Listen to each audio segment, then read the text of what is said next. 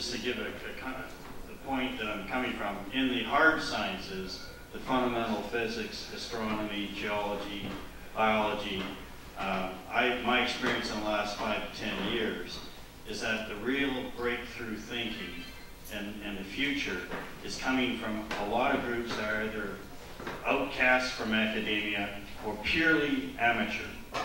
That there's a lot of really smart people out there, and the internet is forming groups where fundamental physics, the real thinking, is not happening in the universities. And that the future may not be in the university environment, but outside of it. And as in the history of development of science, real science will be recaptured by amateurs and kind of renegade professionals. Do you get that feeling in the humanities too, that maybe there will be a divergence away from formal institutions and more towards individuals that actually show breakthrough talent? Well, a couple of things. I don't really touch on in the book on the sciences, but it's funny. I've been just in the last couple of days. I have been reading several things about new approaches to education outside the university in the sciences. That's absolutely fascinating, and I don't really know any more about it than I've read in the last few days. But there has to be some. There are things that are important for young people to learn, you know, the sciences and the humanities. And there are too many situations. Young people are graduating from college with degrees in the humanities who haven't been given that education. They've been fed a bunch of nonsense. They're going to be totally useless to them, after they leave the school. And if there's not some way to reform universities, then I would welcome alternatives. I would welcome things going on outside of universities. I mean, aside from everything else, it's so outrageously expensive to send a kid to college nowadays. And if they're going to be studying something that's absolutely no use, then you're just you're fooled to be writing that check. But another thing that your question does remind me of is that it is luckily to almost entirely the sciences are free of this stuff that I'm talking about. Although there are exceptions. I don't agree with that. Yeah. The dogmas in science are huge. Oh, tell me about that. Tell me what your experience has been. Well, Fred won't let me, because I would talk too long. Oh, no, I want to hear. I just want to hear you tell me what. Well, maybe to give a couple of quick examples. The easiest way to say that, there's a group, for example, I'm a member of. However, I've got to say, I'm no shining light, but I'm not a brilliant person. I admit that. But there's a Natural Philosophy Alliance, and it's a very weird name. Natural philosophy, for example, is a name for physics in other areas in the 1800s, 19th century. Right, yeah. And a lot of the people in this alliance are fighting fundamental physics. So you're talking special and general relativity. We're talking quantum mechanics, the 1901 Max Planck quantum mechanics. And there are some that are fighting for the 1911 quantum mechanics. None of these guys agree with each other, but they do agree to discuss and present alternative ideas. So there's an example in physics where they are challenging the most fundamental of the concepts in physics, which you cannot do in most academia.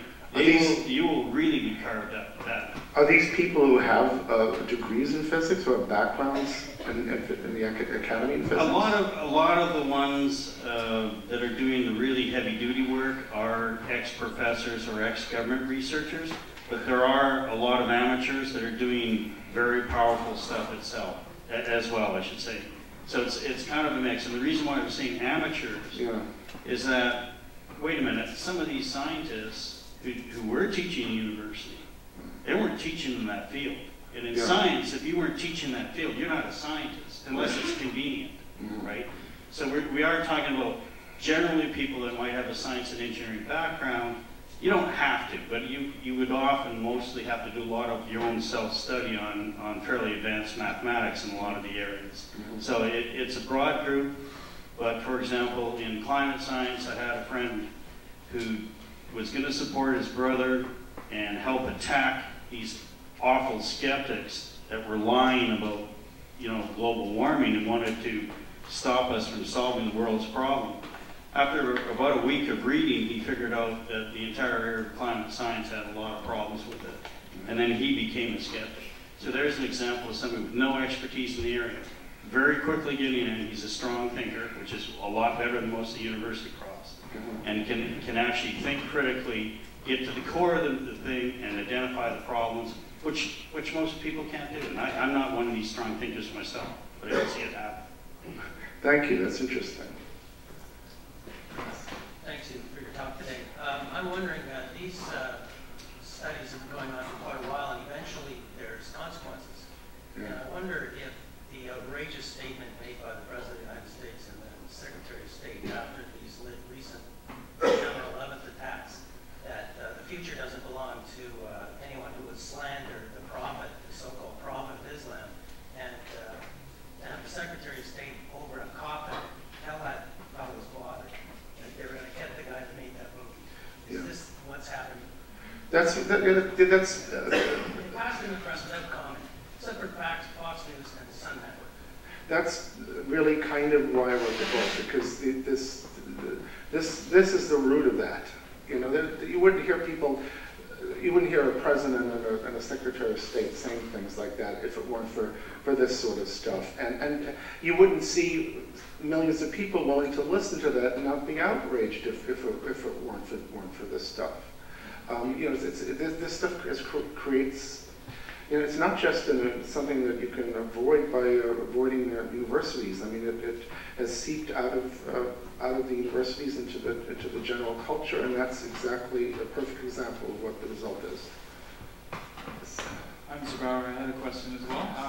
You talked earlier in your speech. You said there are legitimate things that are worthy of study in these different fields, and I think in your chapter on Black studies in particular, you point out that the main problem is oppression and victimology.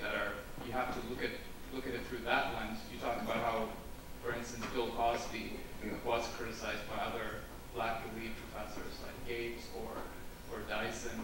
Yeah. So I'm wondering, can you still have Western civilization treated with the respect that it deserves, and also study these other things that could be legitimate? Whether Black studies, gender studies, and so what are those things that are legitimate for study, and what would it look like alongside Western civilization? Do they need to be in conflict, or?